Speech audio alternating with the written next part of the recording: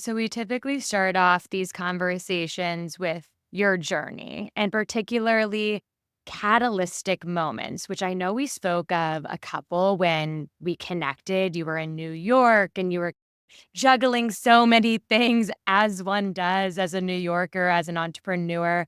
How did you really start to shape this work of sacred adornment and land with launching your own jewelry line? Yeah, so I was living in New York and in my 20s playing music and trying out every creative medium I could get my hands on. And I was doing actually some neon light pieces for the Reformation stores in the Lower East Side. And Oh, yeah.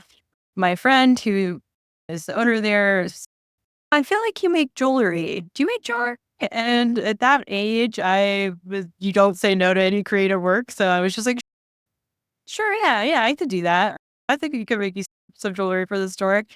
And immediately went home and found the first like summer intensive course that I could take. And of course, that's when the fates intervened, and it happened to be at a studio that focuses on ancient and classical goldsmithing. So I went for the first week of classes, and I naively thought I would just show up and take a week long class and learn what I needed to know. But I remember getting to the building on 49th Street in the Diamond District and just like having goosebumps up my arms, like having this really visceral feeling that something big was about to happen. So I go up there and I just fall in love with this craft. And it was this really big kind of past life remembrance for me. Like all of this Egyptian imagery started pouring out and the first wax carvings that I did and stuff that I was just like, whoa, okay, I didn't even know I was really into that. But all right.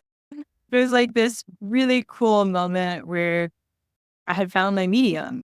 Like I have always loved stones and admired that work, but it wasn't an obvious choice for me until I actually had my hands in the work.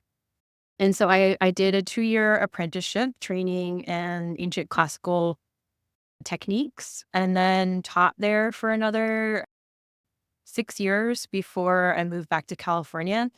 And that move was really pivotal for me. I had been studying stone medicine and starting to train in some more of the esoteric arts. But when I created my own studio space, I was really able to cultivate the energy in the space and dedicate my time to this craft in a way that felt really devotional. And that's when I felt like the secret adornment piece really clicked into place. And can you describe what sacred adornment is? Because, like you said, you have this, your work lies at this beautiful intersection of spirituality and materialism. Like you literally feel the energetics of your pieces. It's like similar to when you walk into a crystal shop and you're like choosing which crystal is right for you. Like your pieces speak to me personally, and I know to your community as well on like a deep soul level. Like what describes sacred adornment? What is it? Yeah. So I think the answer is going to be unique to each of us, and that the word sacred has a different meaning to all of us because all things exist in relationship. For me, when we name something sacred, it's really honoring its animate force, like honoring the divinity and all beings on the earth.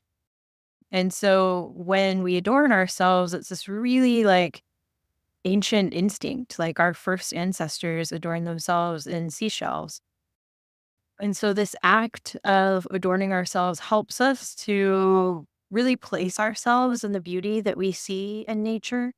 The universe is innately adorned, like the leaves on trees in the fall, like we see all of this beauty around us. And so part of our essence of wanting to belong, like our spirits incarnated in these physical bodies. And so we're here on earth and we want to see ourselves in the natural beauty that we have here. So I find that when we adorn ourselves consciously, it's an act of creating an altar on the body, curating the energy that we carry with us throughout the day. It's a way of being in relationship with the unseen realms, like wearing your prayer when you create a piece of adornment. And for me, it's in the creation process of weaving in those intentions. But as the wearer, it's like you can set an intention with a piece of adornment that you already have and ask that it hold that prayer with you. And so there's a lot of different levels, I think, for sacred adornment, but I would say that it's recognizing the energy and ness in stones and metals and in our relationship to the natural world. I love that. And I couldn't agree more. I feel like what we put on and in our body is always a tuning fork for our energy. And I feel like as a collective, we're becoming more and more aware of this.